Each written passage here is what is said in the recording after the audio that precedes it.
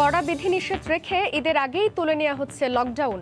দূরপাল্লার পরিবহন চলবে কিনা সিদ্ধান্ত ৫ মের আগেই জানালেন প্রতিমন্ত্রী। সবার জন্য করোনার টিকা নিশ্চিতে কাজ করছে সরকার, বললেন প্রধানমন্ত্রী। মানতে হবে স্বাস্থ্যবিধি। অসহায় ৩৬ লাখ পরিবার পেল ২৫০০ টাকা করে। শর্তের বেড়াজালে আটকে ছিল মামুনুল হকের কথিত ২ স্ত্রীর জীবন। চুক্তিভিত্তিক বিয়েতে ছিল না কোনো অধিকার। প্রচলিত আইনের পরিপন্থী বলছে পুলিশ। এবং পশ্চিমবঙ্গে আবারও ক্ষমতায় যাওয়ার আভাস তৃণমূল কংগ্রেসের। এগিয়ে আছে ১৯০টিরও বেশি আসনে, বিজেপি ৯৫টিতে।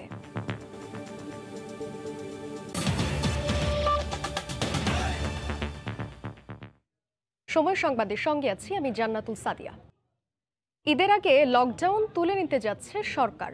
আভাস পাওয়া গেছে জীবন জীবিকার বিষয়টি মাথায় রেখে ঈদের সময় লকডাউন না রাখার পক্ষেই মত দিয়েছে সরকারের সংশ্লিষ্ট সংস্থাগুলো।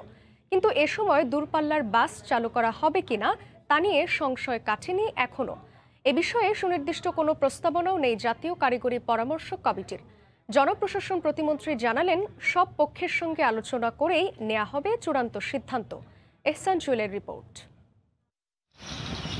কয়েকটি ক্ষেত্রে শিথিলতা দিলেও চলমান লকডাউনে এখন পর্যন্ত বন্ধ আছে সরকারি বেসরকারি অফিস, গণপরিবহন আর দূরপাল্লার বাস।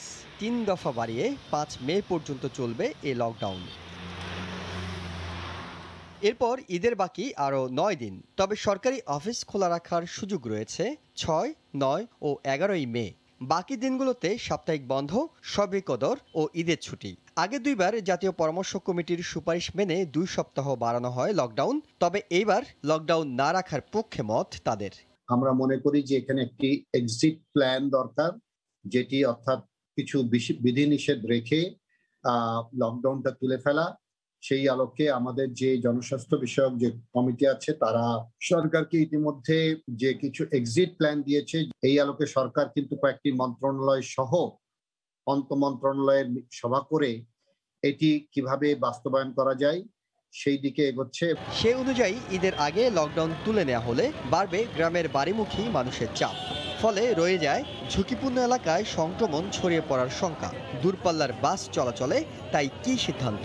সময় আছে, এটি সরকারও চিন্তা ভাবনা করবে। সরকারের চিন্তা ভাবনা কতটুকু কেমন সবকিছু দেখে আমাদের একটা পরামর্শ থাকবে ইন্টারডিস্ট্রিক্টের ব্যাপারে। সব দিক বিবেচনা করে সরকার ঈদের আগে লকডাউনের বিষয়ে আলোচনা করছে বলে জানালেন জনপ্রশাসন প্রতিমন্ত্রী।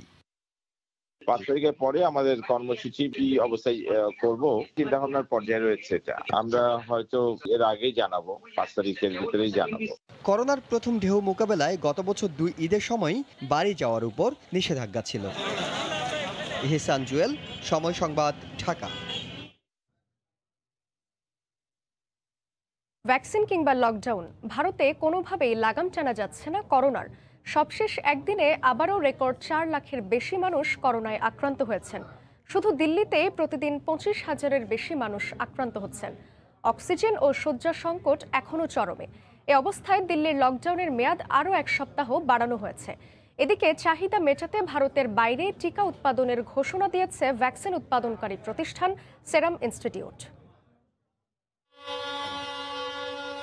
অক্সিজেনের ট্যাঙ্কার তো নয় যেন প্রাণশক্তি। করোনার কারণে দিল্লি জুড়ে চরম অক্সিজেন সংকটের মধ্যেই ওড়িশা থেকে 2টি ট্রেনে করে ১০০ টনের বেশি অক্সিজেনবাহী ট্যাঙ্কার নিয়ে আসা হয় দিল্লির ফরিদাবাদে। রাজধানী নয়াদিল্লি সহ এর আশপাশের এলাকায় অক্সিজেনের জন্য চরম হাহাকার। রাজ্যটিতে প্রতিদিন পাল্লা দিয়ে বাড়ছে আক্রান্ত ও মৃতের সংখ্যা। দিল্লিতে এখনও প্রতিদিন গড়ে ২৫,০০০-এর বেশি মানুষ করোনায় আক্রান্ত হচ্ছেন। হাসপাতালগুলোতেও রেকর্ড সংখ্যক রোগী ভিড় করছেন। শয্যার অভাবে অনেকের স্থান হয়েছে হাসপাতালের বাইরে।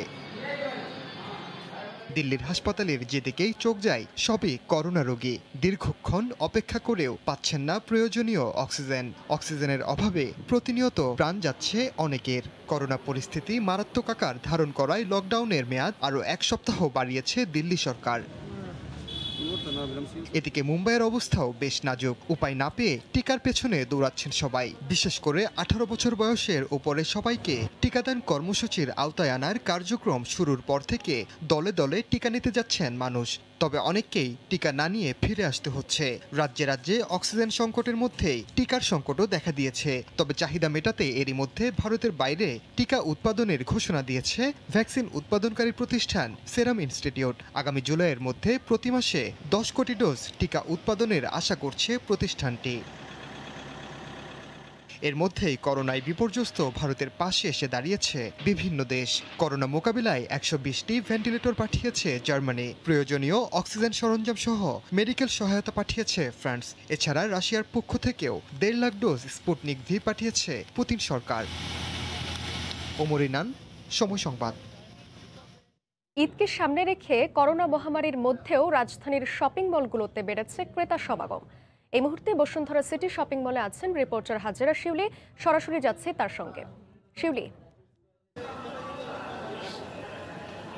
সাদিয়া, আজ 19 রোজা চলছে আর মাত্র 11 দিন পরই ঈদ। তাই ঈদের সময় ঘনিয়ে আসায় শপিং মলগুলোতে ক্রেতা সমাগমও ক্রমশ বাড়ছে। বেলা বাড়ার সাথে সাথে নগরীর বিভিন্ন প্রান্ত থেকে ক্রেতারা তাদের ঈদের কেনাকাটা করতে আসছেন পরিবার পরিজন নিয়ে। তবে এবার শিশুদের পোশাকের কেনাবেচা কিছুটা বেশি থাকলেও অন্যান্য বড়দের পোশাকের বিক্রি কিছুটা কম। এবং দোকানদাররা বলছেন যে লকডাউনের কারণে গণপরিবহন চলছে না, তাই রাজধানীর বাইরে যে ক্রেতারা আসেন বড় অভিজাত শপিং মলগুলোতে কেনাকাটা করতে তারা আসতে পারছেন না, এবং বড় মাপের যে সেল সেটাও তাদের একটু কম হচ্ছে। এবং এবার কিন্তু শপিং মল খোলার সময়টা একটু কম। রাত 8টা, সকাল 10টা থেকে রাত 8টা পর্যন্ত খোলা থাকে। ইফতারের সময়টাতে তাদের ইফতারের পরে কিন্তু ক্রেতাদের আনাগোনা কিছুটা কমে যায়, যেহেতু সময়ও কম থাকে। তাই তারা দাবি করছেন ঈদের সেই দিন বা ঈদের যে বাকি কয়েকটা দিন আছে সেই দিনগুলোতে যদি সময় কিছুটা বাড়িয়ে দেওয়া হয় তাহলে তাদের ব্যবসা কিছুটা ভালো হতো। কেননা গেলবারের ঈদেও কিন্তু শপিং মলগুলো অনেকটা দীর্ঘ সময় বন্ধ ছিল, তাই তারা তেমন একটা ব্যবসা করতে পারেননি। তাই এই ক্ষতি পুষিয়ে নিতে তারা তাদের আবেদন যে শেষ সময়তে যেন কিছুটা সময় বাড়িয়ে দেওয়া হয়। তো আপনারা দেখছেন যে ক্রেতারা তাদের বাচ্চাদের জন্য পোশাক কেনাকাটা করছেন, বাছাই করছেন, দেখছেন। এবং এই শপিং মলটিতে প্রায় 2,500 মতো দোকান রয়েছে এবং বিভিন্ন ধরনের ফার্স্ট ফ্লোরে প্রযুক্তিপণ্য, ইলেকট্রনিক্স আইটেম, পোশাক পরিচ্ছদ, শিশুদের খেলনা থেকে শুরু করে বিভিন্ন ধরনের পণ্যের সমাহার রয়েছে। এবং যেহেতু গত বছর কিছু পণ্য অবিকৃত রয়ে গেছে এবং সেই পণ্যগুলোর উপরে কিন্তু তারা ডিসকাউন্ট দিচ্ছেন 30 থেকে 50% পর্যন্ত, এবং কোথাও কোথাও অফার দেওয়া হচ্ছে যে 5টি কিনলে 30% পর্যন্ত অফ রয়েছে। তো এর মধ্যে দিয়ে কিন্তু চলছে এবং তারা আশা করছেন যে শেষ দিনগুলোতে ক্রেতা সমাগম আরও বাড়বে। তারা যবে সময় যদি বাড়িয়ে দেওয়া হয় তাহলে তাদের বিক্রিও আরও বাড়বে। তো অন্যান্য বেলা বাড়ার সাথে সাথে কিন্তু দুপুরের দিকে ভিড়টা বেশি হয় এবং তো আমরা দেখতে পাচ্ছি যে ধীরে ধীরে ক্রেতা সমাগম বাড়ছে। সাদিয়া, এই ছিল আমার কাছে এখনকার মতো সব শেষ। বসুন্ধরা সিটি শপিং মল থেকে ঈদ কেনাকাটার খবর জানাচ্ছিলেন রিপোর্টার হাজেরা শিউলি। প্রধানমন্ত্রী শেখ হাসিনা বলেছেন, যত টাকাই লাগুক দেশের সব মানুষকে টিকার আওতায় নিয়ে আসতে কাজ করছে সরকার। যে এলাকায় করোনার প্রাদুর্ভাব বেশি সেই এলাকার জনগণ যাতে অন্য এলাকায় যেতে না পারে সেদিকে খেয়াল রাখতে হবে সাধারণ মানুষকেই। সকালে গণভবন থেকে ভিডিও কনফারেন্সে করোনার দ্বিতীয় ঢেউয়ে কাজ হারানো নিম্নবিত্ত 36,50,000 পরিবারকে নগদ সহায়তা দেওয়ার কার্যক্রম উদ্বোধন করে একথা বলেন তিনি। অনেকেই শক্তিশালী বিরোধী দল চায়, আমরা তো বিরোধী দলে ছিলাম। আমরা বিরোধী দলে থাকতে সবসময় কোনো দুর্যোগ দুর্বিপাকে সবার আগে আওয়ামী লীগ ছুটে যেত মানুষের পাশে, এটাই বিরোধী দলের কাজ। কিন্তু আজকে আমরা যারা নিজেদেরকে বিরোধী দল বা প্রতিদিন সরকার উৎখাতের জন্য বক্তৃতা, বিবৃতি, আন্দোলনের নামে পোড়াও জ্বালাও করে যাচ্ছে, দুর্যোগে মানুষের পাশে কোথায় তারা? কয়টা দুর্গত মানুষের মুখে তারা খাবার তুলে দিয়েছে? কয়টা মানুষের পাশে তারা দাঁড়িয়েছে? আর রাজনীতি আমাদের জনগণের জন্য, জনগণের কল্যাণের জন্য, এই কথাটা কখনো আমরা ভুলি না। আর সেই কথাটা ভুলি না বলে আজকে মানুষের জন্য কাজ করাটাকেই আমরা আমাদের সবথেকে গুরুত্বপূর্ণ কাজ বলেই আমরা মনে করি এবং সেভাবেই আমরা কাজ করে যাচ্ছি। তবে আমি বলবো যে অন্যান্য রাজনৈতিক গোষ্ঠী বা দল বা যারাই আছেন প্রতিদিন কীভাবে সরকার উৎখাত করবেন সেই চিন্তাভাবনা করেন, তাদেরকে কিন্তু এটা করতে হলে বা শক্তিশালী বিরোধী দল গড়তে হলে মানুষের জন্য কাজ করতে হবে, মানুষের বিশ্বাস আস্থা অর্জন করতে হবে, নিজেকে সুরক্ষিত রাখতে হবে, অন্যকেও সুরক্ষিত করতে হবে। আমরা টিকা দিচ্ছি এবং টিকা আরও নিয়ে আসছি, যত টাকা লাগে আরও টিকা নিয়ে আসবো। আমরা এদেশের মানুষের টিকা পৌঁছে দেব, কিন্তু আপনাদের সবাইকে স্বাস্থ্য সুরক্ষার যে সমস্ত নির্দেশনাগুলি আমরা দিচ্ছি সেটা কিন্তু আপনারা একটু দয়া করে মেনে চলবেন। আমি জানি যে যেহেতু আমরা আন্তঃজেলা যাতায়াতটা বন্ধ করেছি, তাতে অনেক পরিবহন শ্রমিক তাদের অসুবিধা হচ্ছে, আমরা তাদের জন্য প্রণোদনার ব্যবস্থা এবং তাদের জন্য কিছু সহযোগিতার ব্যবস্থা করে দিচ্ছি। সময় সংবাদে আরও থাকছে, কাপ্তাই লেকে 50 টন মাছের পোনা অবমুক্ত। কার্প জাতীয় মাছের উৎপাদন বাড়াতেই এই উদ্যোগ, কার্যক্রম চলবে 3 মাস। করোনার চরম ভয়াবহতার মধ্যেই ভারতের পশ্চিমবঙ্গের বিধানসভা নির্বাচনের 8 দফার ভোট গ্রহণ শেষে ফল ঘোষণা করা হবে আজ। সেই খবর জানাতে কলকাতায় আছেন সহকর্মী সুব্রত আচার্য, সরাসরি যাচ্ছি তার কাছে। সুব্রত। সাদিয়া, ফলাফলের ট্রেন্ড কিন্তু বেশ ব্যবধান তৈরি করছে রাজ্যের শাসক দল তৃণমূল কংগ্রেস। এখনো পর্যন্ত যা ফলাফলের ট্রেন্ড রয়েছে তাতে কিন্তু 196 আসনে এগিয়ে রয়েছে এবং তার প্রধান প্রতিদ্বন্দ্বী ভারতীয় জনতা পার্টি বিজেপি এগিয়ে রয়েছে 95টি আসনে। এখানে একেবারেই পরিষ্কার করে এখনো পর্যন্ত বলার কিন্তু কোনো জায়গা নেই, কারণ আপনি জানেন সকাল 8টা থেকে প্রথমে পোস্টাল ব্যালটের যে গণনা সেটি হয় এবং তারপর এখনো পর্যন্ত তৃতীয় রাউন্ডের গণনা চলছে। কোনো কোনো আসনে কোনো কেন্দ্রে 18 থেকে 26 রাউন্ডের গণনা হবে এবং আপনি জানেন যে বর্তমান কোভিড বাস্তবতায় দাঁড়িয়ে গণনা কেন্দ্রে কোভিড বিধি মেনে গণনা করা হচ্ছে এবং গণনা কিন্তু অনেক সময় নিচ্ছে। পশ্চিমবঙ্গ রাজ্য জুড়ে 108টি এই গণনা কেন্দ্রে একযোগে গণনা চলছে সকাল 8টা থেকে, সেটি কিন্তু চূড়ান্ত পর্যায়ে শেষ না হওয়া পর্যন্ত গণনা চলবে। এই প্রাথমিক যে ফলাফলের ট্রেন্ড সেটি যদি সত্যি হয় তাহলে কিন্তু এটা বলার অপেক্ষা রাখে না যে ট্রেন্ড এই 4 ঘন্টার ট্রেন্ড কিন্তু তৃণমূলের কাছে কিন্তু যথেষ্ট স্বস্তির কারণ রয়েছে এবং বিজেপির কাছে অস্বস্তির কারণ রয়েছে। কারণ বিজেপি দাবি করেছিল যে তারা 200-র বেশি আসন পেয়ে পশ্চিমবঙ্গে প্রথমবারের মতো ক্ষমতায় যাবে। একই রকম ভাবে তৃণমূল কংগ্রেস তারা বরাবরই বলছে যে ক্ষমতায় তারা যাচ্ছেন এবং তারা বিজেপি 2 সংখ্যার ডিজিট অতিক্রম করতে পারবে না, অর্থাৎ 99 এর মধ্যে আটকে থাকবে। এখনো কিন্তু যে ফলাফলের প্রাথমিক যে 4 ঘন্টার যে ট্রেন্ড, অর্থাৎ প্রথমে পোস্টাল ব্যালট এবং পরবর্তী 3 রাউন্ডের যে গণনা, সেই গণনায় কিন্তু এখনো পর্যন্ত বিজেপি 3 সংখ্যায় অতিক্রম করতে পারেনি, এখনো 95-96 এর মধ্যে ঘোরাফেরা করছে। যদিও এটি পরিষ্কার করে এখনো পর্যন্ত বলার কোনো জায়গা হয়নি, কারণ সম্প্রতি সবশেষ বিহার বিধানসভা নির্বাচনের ক্ষেত্রে আমরা একই কোভিড বিধি মেনে গণনাতে দেখা গিয়েছে যে বিকেল 3টের পর থেকে ফলাফল প্রকৃত চেহারাটা আসে এবং সেক্ষেত্রে কিন্তু সকাল দিকে যেটি মনে হচ্ছিল পজিটিভ সেটি নেগেটিভ এবং যেটি নেগেটিভ মনে হচ্ছিল সেটি কিন্তু পজিটিভ হতে পারে। সুতরাং এখনো পর্যন্ত পরিষ্কার করে বলার কিন্তু কোনো জায়গা এখনো পর্যন্ত পশ্চিমবঙ্গে বিধানসভা নির্বাচনের ফলাফল নিয়ে কিছু চূড়ান্তভাবে বলার কোনো জায়গা নেই। তো সাদিয়া, এই ছিল আমার কাছে পশ্চিমবঙ্গের চলমান বিধানসভা নির্বাচনের সবশেষ রেজাল্টের যে আমার কাছে থাকা প্রথম 4 ঘন্টার আপডেট। পশ্চিমবঙ্গের বিধানসভা নির্বাচনের সবশেষ খবর জানাতে কলকাতা থেকে যুক্ত ছিলেন সহকর্মী সুব্রত আচার্য। সময় সংবাদে আরও থাকছে, অনলাইনে ক্লাস হলেও বিদেশি শিক্ষার্থীদের ভিসা দেবে সুইডেন সরকার। স্বস্তি ফিরেছে বাংলাদেশি সহ সব শিক্ষার্থীর মাঝে। দেশে মাছের চাহিদা মেটাতে রাঙামাটির কাপ্তাই লেকে 3 মাসের জন্য মাছ ধরা নিষিদ্ধের পাশাপাশি অবমুক্ত করা হচ্ছে 50 মেট্রিক টন পোনা। সকালে মাছের অভয়াশ্রমে রুই, কাতল ও মৃগেল সহ কার্প জাতীয় মাছের পোনা ছাড়া হয়। হেফাজত সবুজকে সাথে নিয়ে শাখাউত টিপুর ক্যামেরায় রাঙামাটি থেকে কমলদের রিপোর্ট।